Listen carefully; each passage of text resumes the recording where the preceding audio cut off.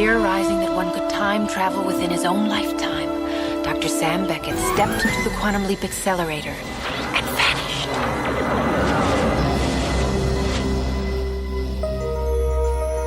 He awoke to find himself trapped in the past, facing mirror images that were not his own. Remember when science fiction TV wasn't just about spaceships exploding or aliens with bad makeup?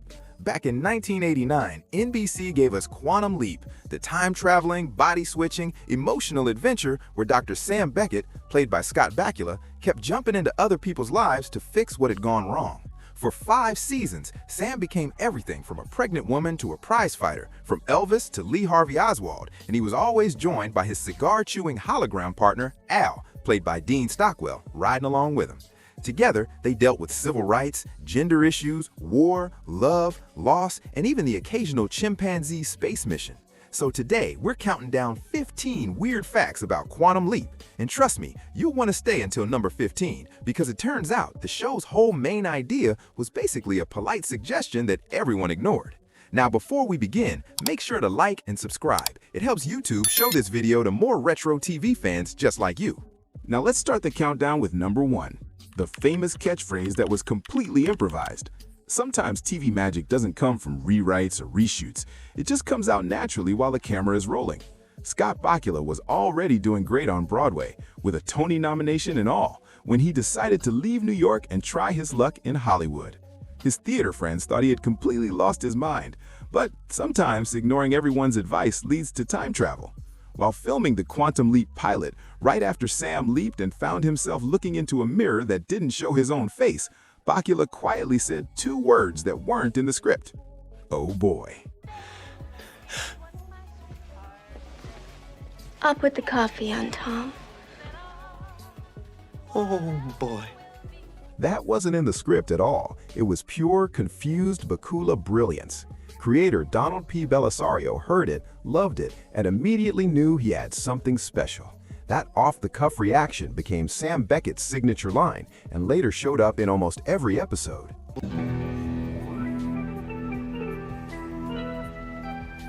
Oh boy.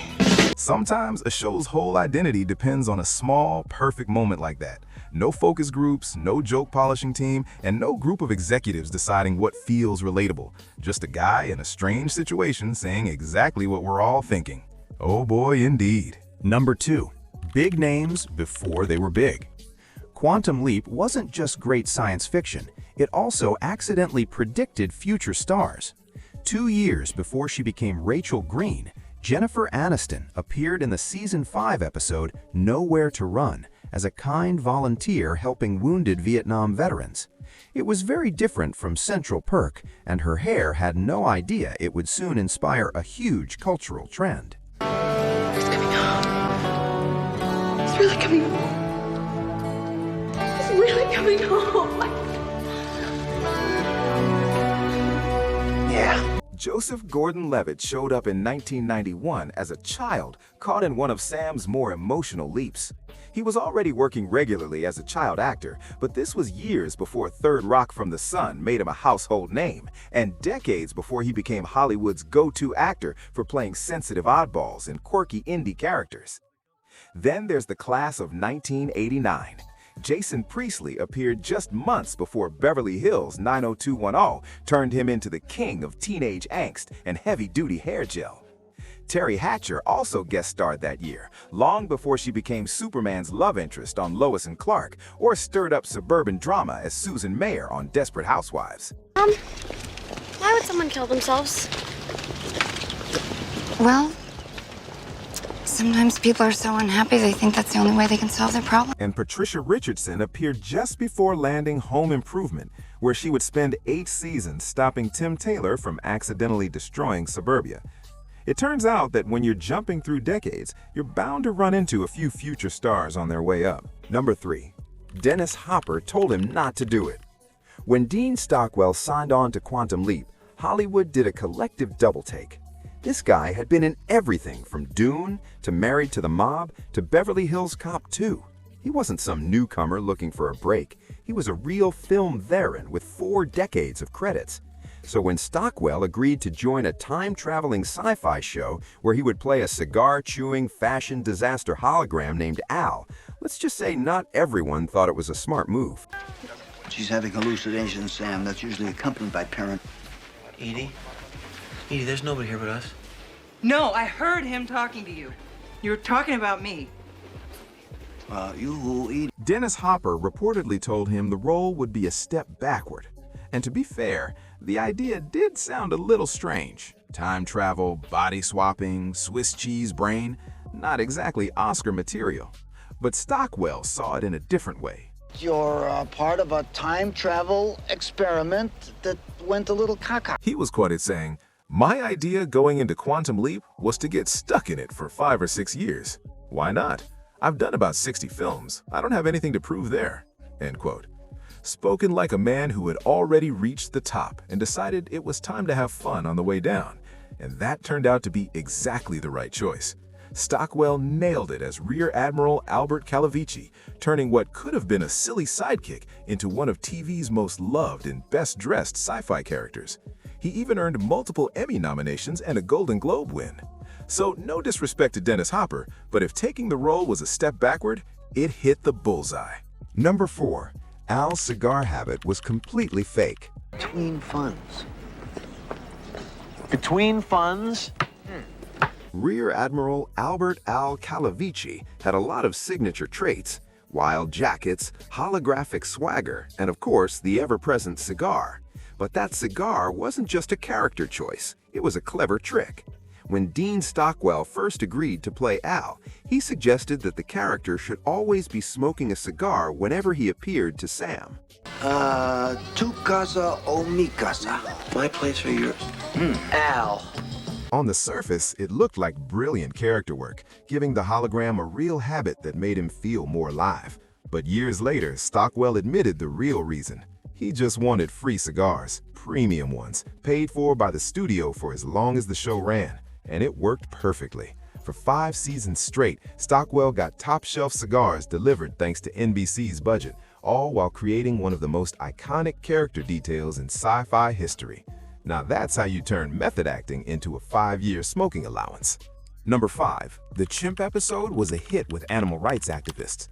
Leave it to Quantum Leap to have Sam leap into a chimpanzee and still turn it into a serious discussion about animal rights. In Season 4's The Wrong Stuff, Sam found himself in the body of Bobo, a lab chimp about to be sent into space. Abort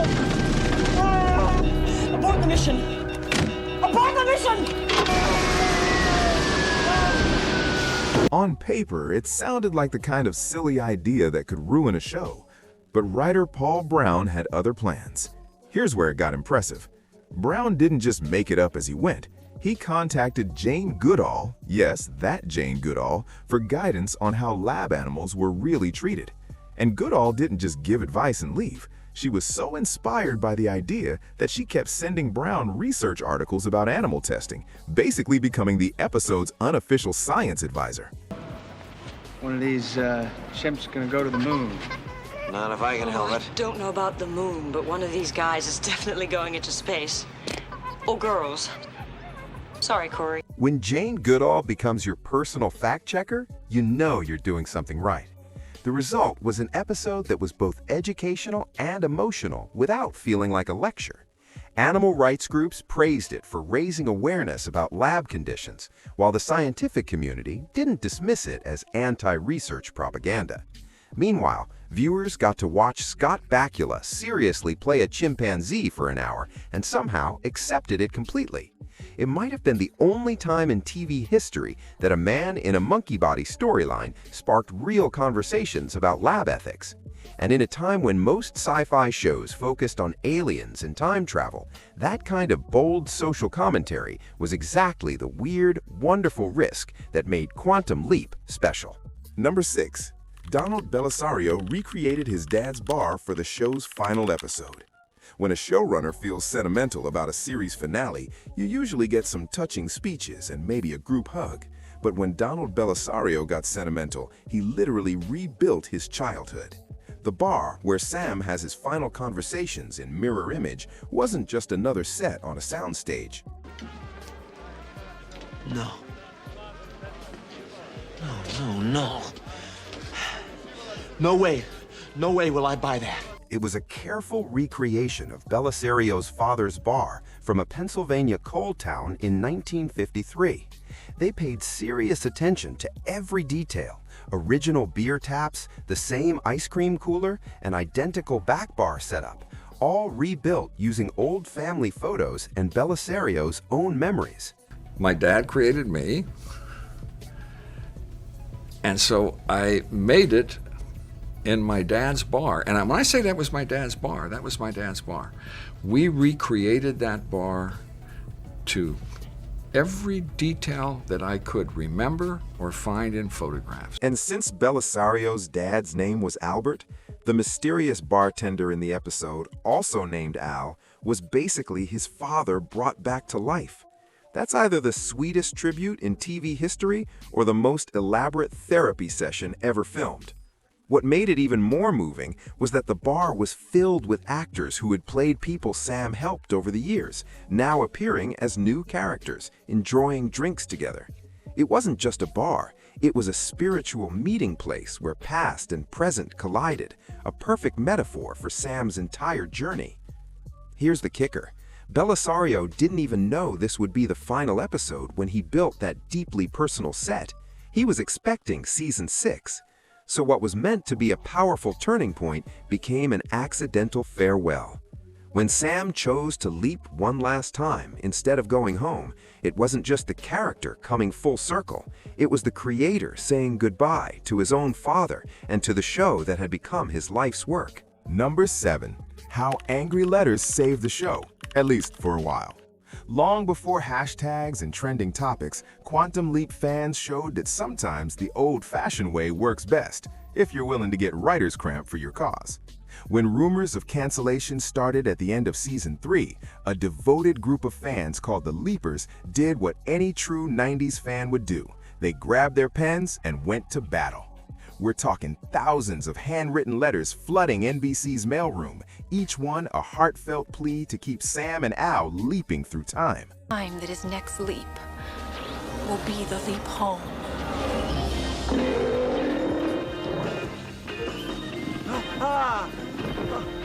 This wasn't some digital petition you could sign in 30 seconds. These fans had to sit down, think about what they wanted to say, write it out by hand, find an envelope, buy a stamp, and actually mail it. That kind of commitment meant something. Scott Bakula was genuinely touched by the effort, and more importantly, NBC noticed. The letter-writing campaign helped secure the show for 2 more seasons, proving that in the pre-internet age, passion plus postage could still move mountains, or at least get the attention of network execs. Sure, Quantum Leap eventually got canceled after Season 5, but those letters bought Sam Beckett 2 more years of leaping. And in a time when fan campaigns required real effort instead of just retweeting, that grassroots victory felt truly special. Because sometimes the most powerful weapon against network executives isn't a viral hashtag, it's a mailroom so full of fan letters that someone actually has to pay attention. Number 8. Quantum Leap was almost a Galactica spinoff. Sort of. Okay, here's a weird one. Quantum Leap was never officially a spin-off of Battlestar Galactica, but there's a sci-fi butterfly effect at work. Back in the late 70s, Galactica got canceled after just 1 season, leaving fans heartbroken and network executives scrambling to squeeze more from the franchise. One of the writers caught up in that mess was Donald P. Bellisario. Ring a bell? He and Galactica creator Glenn A. Larson eventually made Galactica 1980, a spectacularly bad spin-off where the colonial fleet finally reaches Earth. The show originally tried time travel, with Commander Xavier trying to change history, while Troy and Dylan raced to fix his mistakes. But the network got cold feet about the time travel idea and demanded it be dropped, turning the show into something about babysitting colonial kids on Earth instead.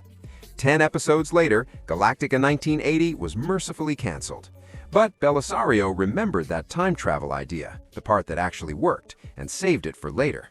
One of the things I was developing was a time travel show.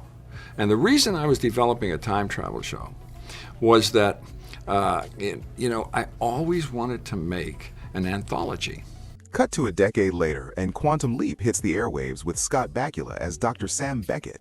Same basic idea of time travel and fixing history, but without all the clunky space opera stuff.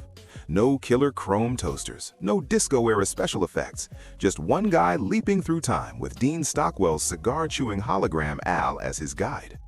Belisario took his abandoned Galactica idea, ditched the spaceships, and turned it into something that actually worked. Now, if you're enjoying these Quantum Leap throwbacks, hit that like button and subscribe for more retro TV deep dives.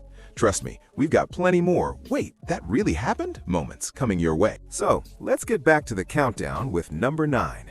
Sam Beckett could sing, like really sing. If you thought Dr. Sam Beckett only leaped into danger, trauma, and moral dilemmas, think again. He also leaped into musical theater a lot. Scott Bakula wasn't just playing a smart physicist, he was a real Broadway talent with a Tony nomination for the 1988 musical Romance, Romance. The last of our 4 nominated musicals is actually 2 shows in one, a pair of very intimate one-act chamber pieces played out as a game of romance through the ages.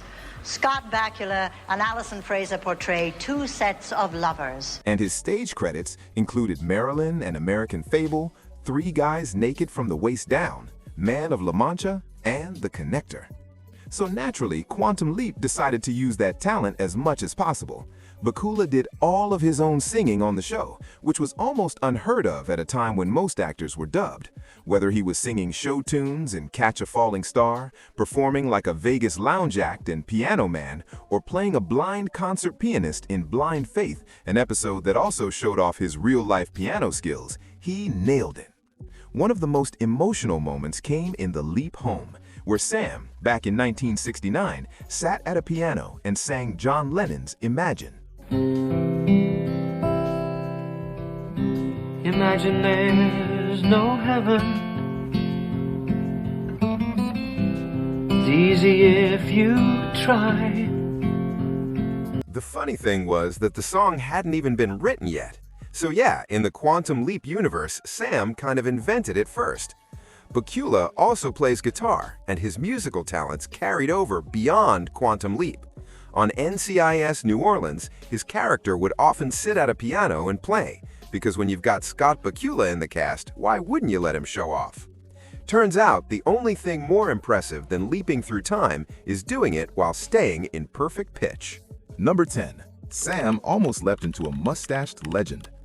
Over 5 seasons, Dr. Sam Beckett leapt into pilots, boxers, beauty queens, chimpanzees, and even Lee Harvey Oswald, because apparently no historical figure was too controversial for quantum physics. But here's a leap that nearly happened but didn't. At one point, Quantum Leap creator Donald P. Belisario, who also created Magnum P.I., suggested an idea where Sam would leap into none other than Thomas Magnum himself. Yeah, that Magnum mustache and everything.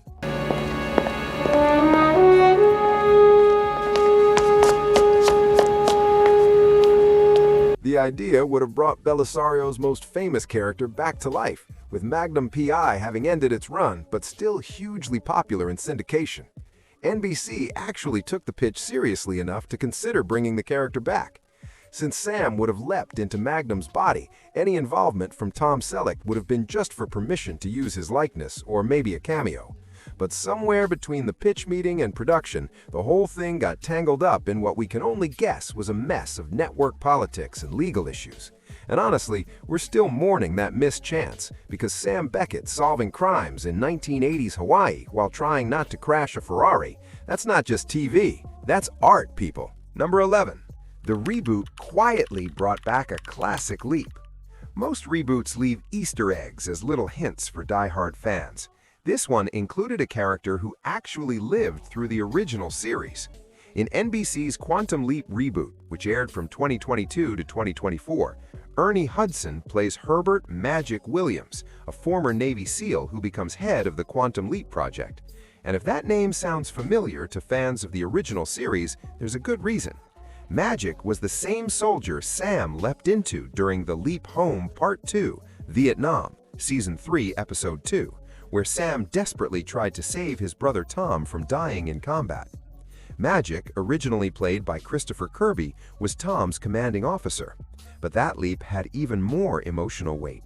While Sam focused on saving Tom, he also met a young Al who was being held as a prisoner of war, witnessing the moment that would shape his future best friend's entire life. I traded a life for a life. You are one weird dude, Magic.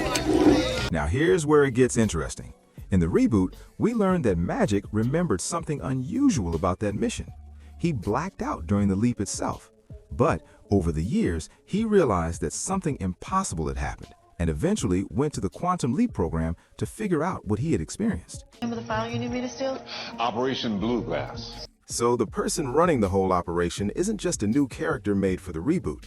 He's a living callback to one of the original series' most emotional episodes, and proof that the writers actually cared about continuity instead of just putting the Quantum Leap name on something generic.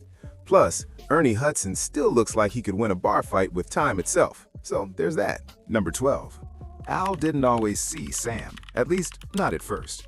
Have you ever wondered what Al actually saw when he looked at Sam? Well, the show wasn't entirely sure either.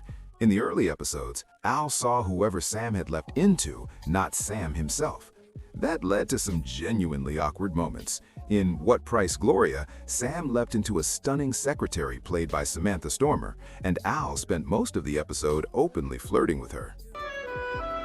How's the girl of my dreams? You know, it's degrading. He wasn't actually seeing Scott Bakula awkwardly walking in heels and a pencil skirt. He was seeing the bombshell that Sam had replaced. The show waved this off with vague explanations about Al sensing Sam's presence through their connection, but never really explained how it worked.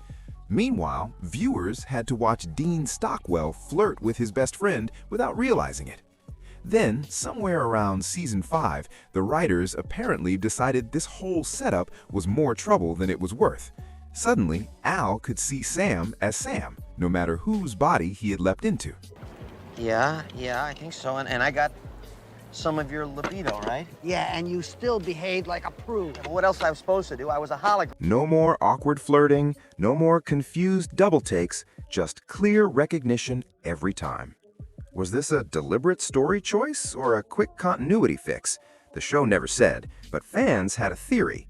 After enough episodes of Al accidentally complimenting Sam's legs while he was stuck in women's clothing, someone in the writer's room decided to just stop doing that. Smart move, because once you've written a character unknowingly hitting on his time-traveling best friend, the only real solution is to pretend it never happened and hope nobody notices. Number 13. Yes, Al cast a shadow. And no, it didn't make sense. So if Al was a hologram, why did he cast a shadow?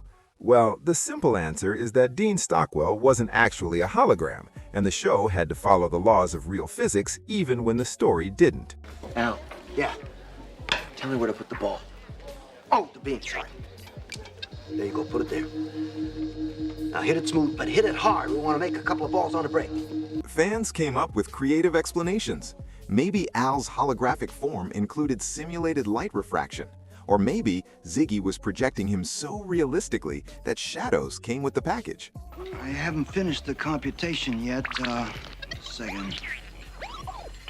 Well, according to Ziggy, there's a 72% chance you're here to cure the pig. These theories actually made some scientific sense, but the real reason was much simpler. Dean Stockwell was an extremely animated actor who gestured all the time and moved through scenes with real energy.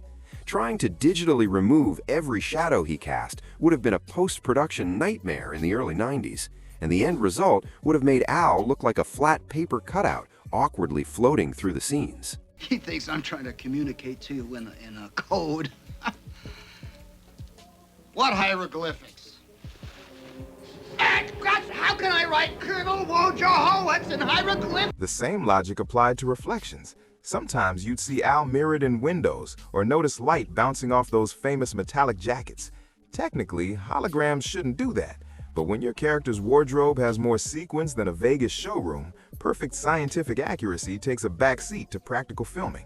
It was the kind of continuity problem most shows would either spend a fortune fixing or write around entirely. Quantum Leap just owned it. trusting that viewers cared more about Al's personality than his photon behavior. And honestly, when you're already asking audiences to believe in time travel and Swiss cheese memory, a hologram with a shadow isn't the biggest quantum leap of faith you're taking. See what I did there? Number 14.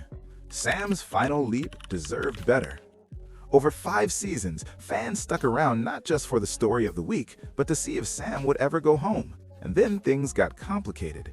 The season 5 finale was never meant to end the series. Belisario wrote it assuming there would be a season 6, and NBC never told him otherwise. If things had gone as planned, the episode would have ended with Al's photo leaping into a new one. Him, Beth, and their 4 grown daughters, a teaser for the next chapter.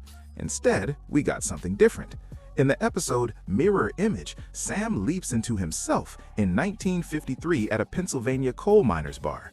There, he meets people who look like characters from past leaps, but with different names, and the bartender, also named Al. Yeah, it gets weird. Through these strange encounters, Sam starts to question his journey, why he's leaping, and whether someone or something is guiding him. Eventually, he learns he's been in control the whole time. Given the choice, he leaps back to 1969 to tell Beth that Al is alive, rewriting his friend's future and giving him the happy ending he never got. And then, a black screen, a title card, the gut punch. And yes, they misspelled Beckett. The original broadcast got it right, but syndication dropped the second T. The disrespect.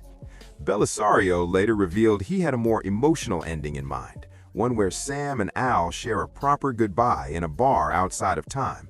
But NBC rushed post-production and slapped on that text without telling him.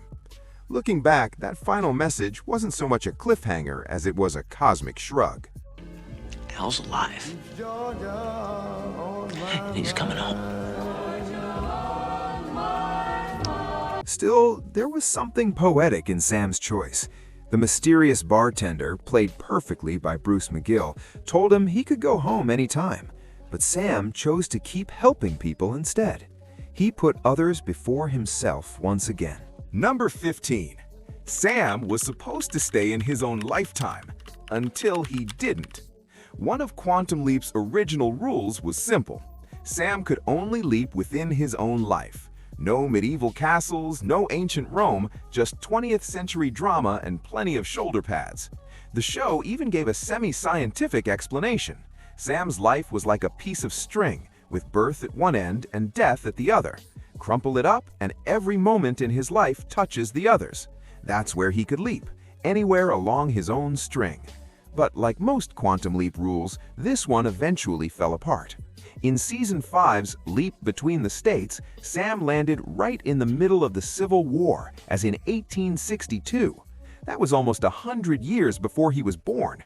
So how did the show explain that?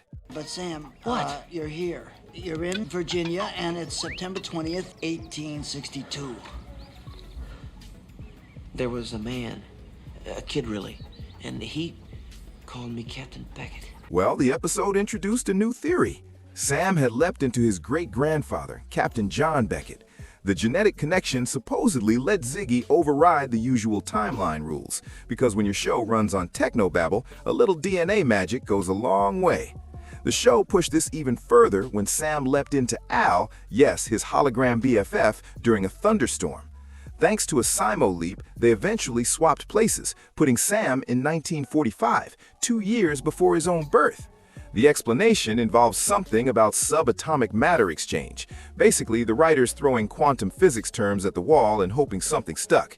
So yeah, technically, Sam was supposed to stay within his own lifetime, but if saving Martin Luther King Jr.'s great-grandfather during the Civil War meant bending a few rules, fans were more than okay with that.